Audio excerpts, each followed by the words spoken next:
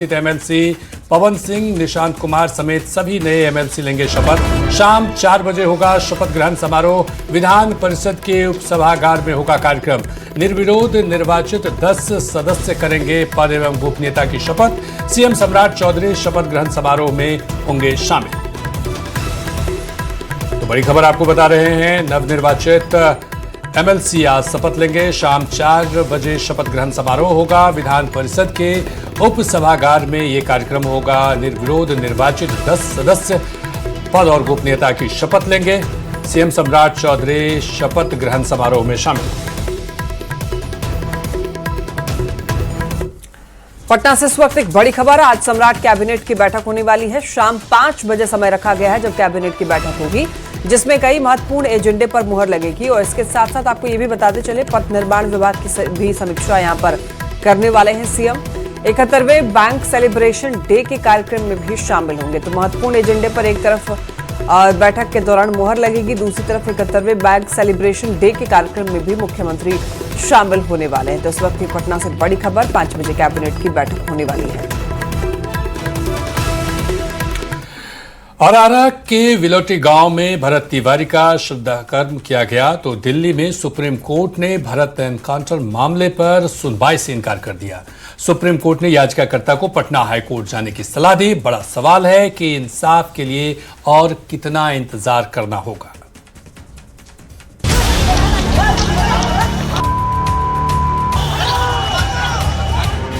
भरत को न्याय के लिए सुप्रीम कोर्ट में गुहार। मामले की सीबीआई जांच कराने की मांग। सुप्रीम कोर्ट ने भरत के मामले पर सुनवाई से किया इनकार। याचिकाकर्ता को हाईकोर्ट जाने की सलाह।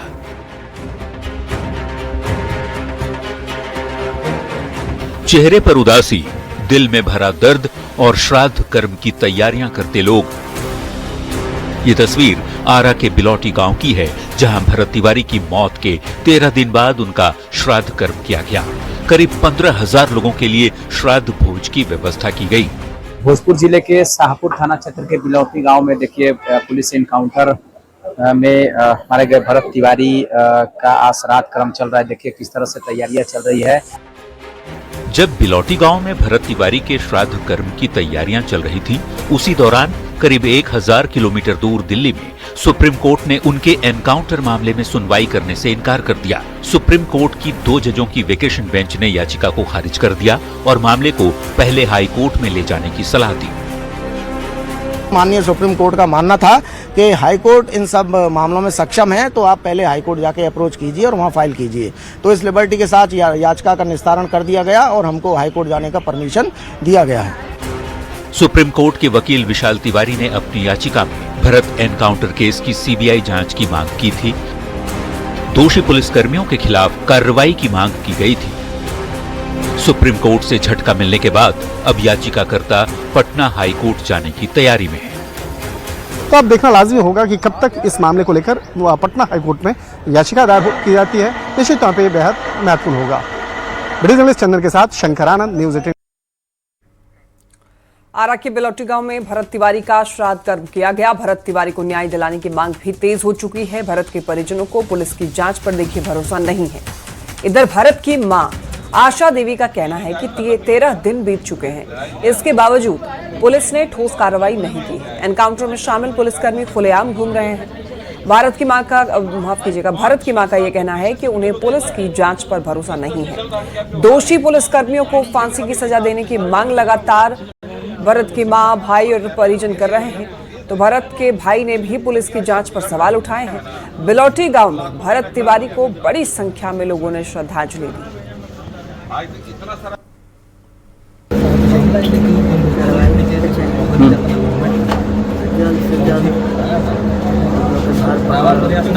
रउआ का मांग करता है दोषी बकर का हमारा मांग बा कि जेकर जेकर में हाथ बा जे मरले बा ओकरो फांसी। हमरा ये मांग। अभी तक कुछ ना भाई। जब जांच होता 10 साल करते ओकरा पर तो पूरा भरोसा पे न्याय मिली। अब न्याय मिलने के बाद पुलिस को भरोसा बा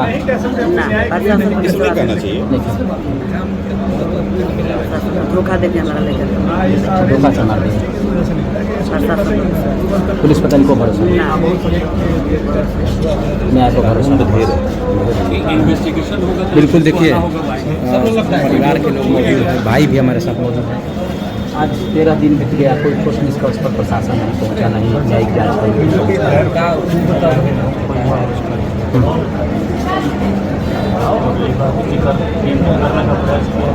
केवल लिखा पहुंचा। क्या लगता है भाई को न्याय मिल पाएगा या फिर आगे रुख करना पड़ेगा? आगे रुख ही करना पड़ेगा, न्याय मिलेगा। कोई न्यायिक जांच आयोग पर भरोसा नहीं है ना, न्यायालय पे है, न्यायालय पे है, पुलिस पर भरोसा है? तो इंसाफ का इंतजार है। हम बढ़ेंगे अगली खबर की तरफ। बिहार के हर जिले में परीक्षा के सौदागरों का नेटवर्क चल रहा है। सहरसा में पुलिस ने सॉल्वर गैंग की साजिश का पर्दाफाश करते हुए नौकरी दिलाने के नाम पर ठगी करने वाले एक बड़े गिरोह का पर्दाफाश किया है। सेटिंग और नौकरी के नाम पर इन लोगों ने परीक्षार्थियों से 5 से 6 लाख रुपए में सौदा किया था। सिपाही भर्ती परीक्षा के सौदागर, सॉल्वर गैंग की साजिश का पर्दाफाश, सेटिंग और नौकरी के नाम पर ठगी। सिपाही भर्ती परीक्षा की ये वही सौदागर हैं जिससे सहरसा पुलिस ने दबोचा है। इन लोगों ने सिपाही भर्ती परीक्षा में नौकरी दिलाने के नाम पर अभ्यर्थियों से 5 से 6 लाख रुपए का सौदा किया था। यही नहीं, इस गैंग ने इसके लिए अभ्यर्थियों से एडमिट कार्ड, मूल शैक्षणिक प्रमाण पत्र और ब्लैंक चेक भी जमा कराए थे। सहरसा पुलिस ने सिपाही भर्ती परीक्षा में सेटिंग और नौकरी दिलाने के नाम पर ठगी करने वाले एक बड़े गिरोह का पर्दाफाश किया है। गिरोह अभ्यर्थियों से लाख रुपए की डिमांड कर रहा था। पुलिस की गिरफ्त में आए 6 आरोपियों ने कई राज उगले हैं। आरोपियों की मोबाइल की जांच में व्हाट्सएप चैट, एडमिट कार्ड और परीक्षा से जुड़े संदिग्ध मैसेज मिले हैं। पूछताछ में मुख्य आरोपी ने साल 2020 से इस नेटवर्क के जरिए ठगी करने की बात को स्वीकार किया है। इस गिरोह का नेटवर्क सहरसा सहित कई जिलों में फैला हुआ है। यहाँ एक व्यक्ति है जिसका नाम है चंदन कुमार। उसके घर पर हम लोगों ने छापामारी किया। वहाँ 2 चंदन कुमार मिले। इन दोनों के द्वारा जो है परीक्षा सेटिंग करने का सबूत मिला। उनके पास परीक्षार्थियों का तो कुल 6 गिरफ्तारियाँ हुई है। ये 10 मोबाइल और कागजात वगैरह जो है ब्लैंक चेक जब्त किया गया है। पुलिस इस पूरे मामले में 12 नामजद और अन्य अज्ञात लोगों के खिलाफ एफआईआर दर्ज कर पूरे नेटवर्क की गहन जांच में जुटी है। लेकिन सिपाही भर्ती परीक्षा में सॉल्वर गैंग और नौकरी दिलाने के नाम पर ठगने वाले इस गैंग का पर्दाफाश होने के बाद कई सवाल उठ खड़े हुए हैं। क्या बिहार में कोई भी परीक्षा सेफ नहीं है? हर परीक्षा में सॉल्वर गैंग की एंट्री कैसे हो जाती है? परीक्षा के सौदागरों का नेटवर्क कहां तक फैला हुआ है? न्यूज़ 18 के लिए सहरसा से कुमार अनुभव सिंह की रिपोर्ट।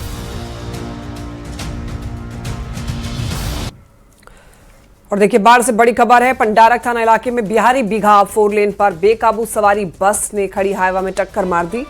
और देखिए, टक्कर इतनी जबरदस्त थी, जोरदार थी, इतनी आवाज तेज थी उस टक्कर की कि आसपास के लोग वहां पर जमा हो गए। NHAI की टीम ने मौके पर पहुंचकर घायल 2 लोगों को मोकामा अस्पताल में भर्ती करवाया और वहीं 2 लोग आंशिक रूप से घायल हुए हैं। यात्रियों की अगर माने तो पटना से कटिहार जा रही बस बेकाबू होकर हाईवा से टकरा गई। बस में करीब 50 से ज्यादा यात्री सवार थे। सभी यात्री को दूसरी बस से भेजा गया।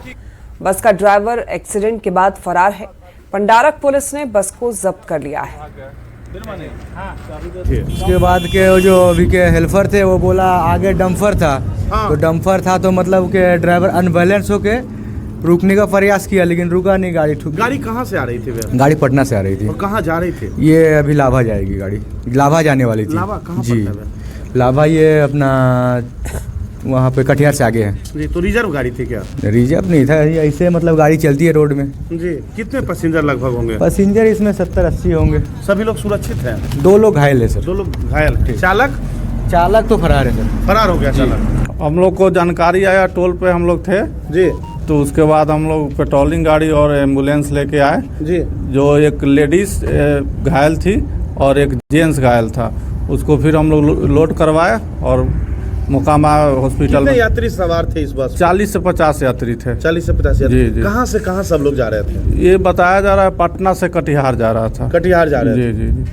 तो उसमें और से- ड्राइवर उसके बाद ड्राइवर फरार है। ड्राइवर भाग गया। जी। अच्छा, कुछ लोग बता रहे हैं कि सीएनजी या कुछ आवाज भी हो रहा था, अफरा तफरी हो गया था यहाँ। नहीं, वो टक्कर जोर से लगा, वही आवाज आया तो इमरजेंसी द्वार खोल के जी, और सब हम लोग आए, निकाले पूरा यात्री को। आप ही लोग के द्वारा सबको निकाला? जी, NHI की टीम आया था, वही पूरा निकाला है। अच्छा, तो सभी लोग खतरे से बाहर हैं? 2 आदमी है, हल्का चोट लगा हुआ है।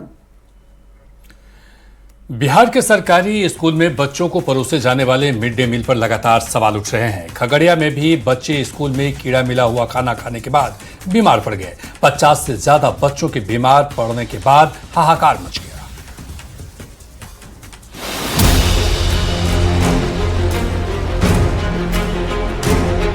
मिड डे मील खाने से 50 बच्चे बीमार। थाली में कीड़ा मिला खाना। मिड डे मील के नाम पर जहर। बिहार के स्कूलों में मिड डे मील पर लगातार सवाल उठ रहे हैं। ये तस्वीर है खगड़िया के गोगरी अनुमंडल अस्पताल की, जहां जहरीला मिड डे मील खाने के बाद बच्चे बेड पर लेटे हैं। इन बच्चों को एक बार फिर मिड डे मील के नाम पर जहर परोसा गया। प्राइमरी स्कूल सुखदेव सुमन साहलेवा में कीड़ा मिला हुआ खाना खाने के बाद बच्चों को उल्टी होनी शुरू हो गई। एक साथ 50 से ज्यादा बच्चों की तबीयत बिगड़ने के बाद हाहाकार मच गया। तत्काल सभी बच्चों को अस्पताल में भर्ती कराया गया। सभी की हालत फिलहाल खतरे से बाहर है। वहीं घटना के बाद प्रशासन और मेडिकल की टीम पूरे मामले की जांच में जुट गई। बच्चों का कहना है कि खाने की शिकायत पहले भी की गई थी, लेकिन कोई सुधार नहीं हुआ। इसी की जांच कर रहे हैं कि उन्होंने अगर चखना पंजी संधारित किया था या नहीं किया था, और यदि उन्होंने किया था तो उन्हें फिर कैसे पता नहीं चला। हम लोग जांच कर रहे हैं। हम लोग पूछ रहे हैं, रसोईया से भी हम लोग बयान ले रहे हैं। हम लोग देख लेते हैं, जो भी जांच में आएगा उसके अनुसार कर देंगे। कितने बच्चे बीमार हुआ बताओ तो? का नाम पिल्लू है। तुम देखा था पिल्लू? में पढ़ते हो? 5 क्लास में। इसी स्कूल में? जी सर। स्कूल में खाना बढ़िया मिलता है? No sir. बढ़िया नहीं मिलता है। आज बहुत बच्चा बीमार हो गया इस खाना खाने के बाद। कितना बच्चा को देखे? हम 10-15 बच्चे को। खाना का बढ़िया क्वालिटी नहीं रहता है। सरकारी स्कूल में मिड डे मील में कीड़ा मिलने की ये कोई पहली घटना नहीं है। कभी खाने में छिपकली मिलती है, कभी बच्चों को सड़ा चावल मिलता है। ऐसे में बड़ा सवाल है कि आखिर बच्चों की सेहत के साथ बार बार खिलवाड़ क्यों किया जा रहा है? क्या मिड डे मील के नाम पर जहर परोसा जा रहा है? भोजन की गुणवत्ता का ख्याल क्यों नहीं रखा जाता है? क्या बच्चों की जिंदगी भगवान भरोसे है? न्यूज 18 के लिए खगड़िया से दिग्विजय कुमार की रिपोर्ट। बिहार के विकास की रफ्तार को बढ़ाने के लिए केंद्र सरकार ने एक बड़ी सौगात दी है। दिल्ली में देखिए कल मुख्यमंत्री सम्राट चौधरी और बिहार के पथ निर्माण मंत्री यहां पर केंद्रीय मंत्री नितिन गडकरी से मुलाकात इनकी हुई, और जिसमें कई परियोजनाओं को लेकर स्वीकृति मिली है। कई विकास योजना पर चर्चा भी की गई है, जिससे बिहार के विकास की नई रफ्तार बिहार को मिलने वाली है। केंद्र सरकार ने देखिए बिहार को कुल 53,000 करोड़ की परियोजना की स्वीकृति दी है, जो प्रदेश की सड़क परियोजनाओं के लिए मिसाल बनेगा।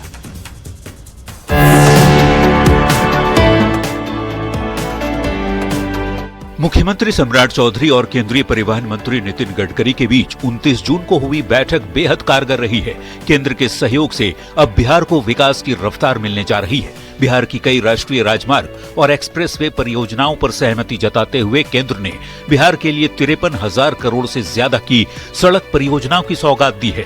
सुल्तानगंज के अगवानी घाट से पटना तक गंगा के उत्तरी तट पर सड़क निर्माण के अहम प्रस्ताव पर भी मुहर लगी है। इससे उत्तर बिहार की कनेक्टिविटी को ऐतिहासिक मजबूती मिलेगी।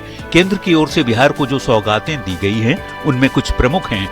सरिस्ताबाद से दीदारगंज 6 लेन एलिवेटेड रोड, जिसकी लंबाई 13.41 किलोमीटर है, लागत 8,455 करोड़ से ज्यादा की है। पटना पूर्णिया 6 लेन एक्सप्रेसवे, इसकी लंबाई लगभग 245 किलोमीटर है, लागत करीब 987 करोड़। वाराणसी रांची कोलकाता ग्रीनफील्ड 6 लेन NH, लागत करीब 7,331 करोड़। मुजफ्फरपुर सीतामढ़ी सोनबरसा 4 लेन, लंबाई 82.5 किलोमीटर, लागत करीब 3,500 करोड़। मनुआ पुल और यूपी के सेवराही के बीच भी पुल और अप्रोच पथ की लंबाई करीब 29 किलोमीटर, लागत 1,976 करोड़ रुपए।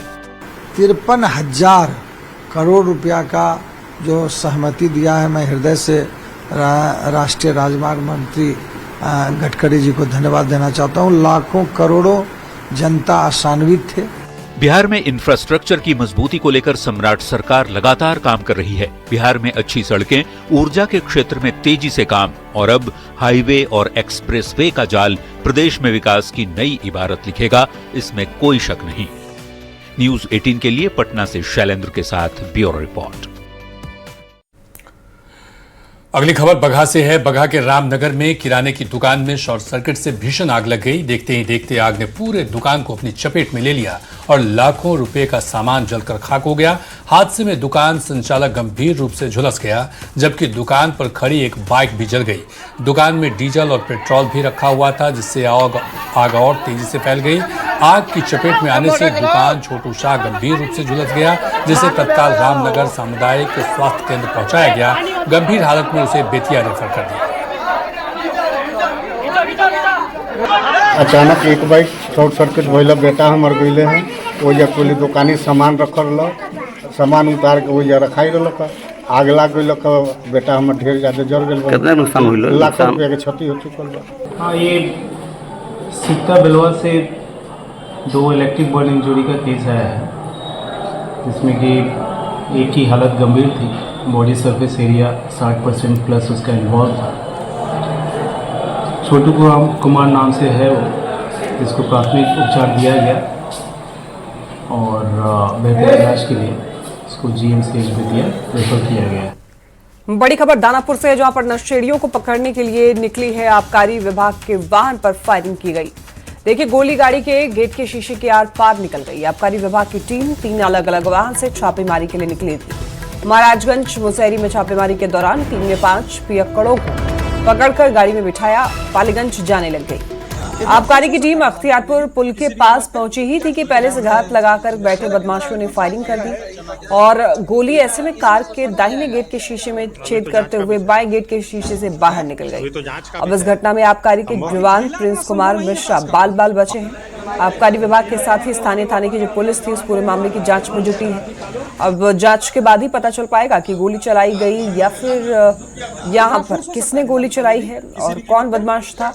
उनकी गिरफ्तारी के लिए अब छापेमारी की जाएगी। हम लोग आए थे वहाँ से, मतलब रेड करके उधर से आ रहे थे। रूट इधर पता नहीं है, खेड़ी मोड़ शायद बोलता है। अच्छा, वहाँ पर हम लोग थे तो आगे वाला गाड़ी को कुछ बाइक वाले 2-4 लड़के पीछा कर रहे थे। वहाँ पर रोके थे उसको। रोकने के क्रम में आगे वाली गाड़ी निकल चुका था और ये गाड़ी थोड़ा स्लो हो गया था, क्योंकि आगे गाड़ी रुकेगी तो पीछे वाली गाड़ी स्लो होगी ऑटोमेटिक। ठीक है। स्लो होने के दौरान अचानक एक धप्पा पड़ा था शीशा पे और आगे शायद एक डंटा पड़ा था छोटा सा। और अचानक से कुछ फील हुआ कि मतलब सराख से निकला, कान को छूते हुए निकला, हल्का से यहाँ जलन है। अच्छा। तो हम उस समय गेस नहीं कर पाए। जब यहाँ आए हैं तो देखें कि मतलब इतना किसी में फोर्स नहीं हो सकता है कि मतलब ढेला को इस शीशे से उस शीशे की ओर पार करवा दे, वो भी सीधी रेखा में। ये संभव नहीं है। ये जरूर 303 का गोली हो या फिर मतलब कट्टा हो, उसी साइज का कोई गोली होगा या गोली ही है, कंफर्म है। और बड़ी खबर मुजफ्फरपुर से है, जहां दहेज के लिए 7 महीने की गर्भवती खुशबू कुमारी की हत्या का आरोप है। महिला की हत्या कर शव को बोरे में बंद कर झाड़ियों में फेंक दिया गया। महिला का शव 4 दिनों बाद एक ईंट भट्टे के पास बोरे में बंद बरामद किया गया है। घटना के बाद ससुराल वाले फरार हैं। पुलिस आरोपियों की तलाश में जुटी है। मौके पर एफएसएल की टीम को बुलाया गया है ताकि हत्या की सच्चाई सामने आ सके। पुलिस ने शव को पोस्टमार्टम के लिए एसकेएमसीएच भेज दिया है। महिला के पिता के बयान पर आरोपियों की गिरफ्तारी के लिए छापेमारी की जा रही है। जी, पियर थाना अंतर्गत ईंट भट्टा के पास मृतका का शरीर हम लोगों ने बरामद किया है। शव जो कि 3 दिन पुराना था, तो उसमें इंजरी का स्पष्ट नहीं हो पाया है। पोस्टमार्टम कराया गया है, क्योंकि जो मृतका है उसके पिता के बयान पे केस दर्ज हुआ है। और देखिए, गया जी से बड़ी खबर मिल रही है, जहां परैया थाना से फरार 13 साल के बाल कैदी की संदिग्ध परिस्थितियों में मौत हो गई है। थाने से भागने के कुछ ही समय के बाद उसका शत विक्षत शव प्रभुआ गांव के सामने डीडीयू रेलखंड पर पाया गया। पुलिस ने मौके पर पहुंचकर शव को कब्जे में लिया है और इस घटना के बाद से पुलिस महकमे में हड़कंप मचा है।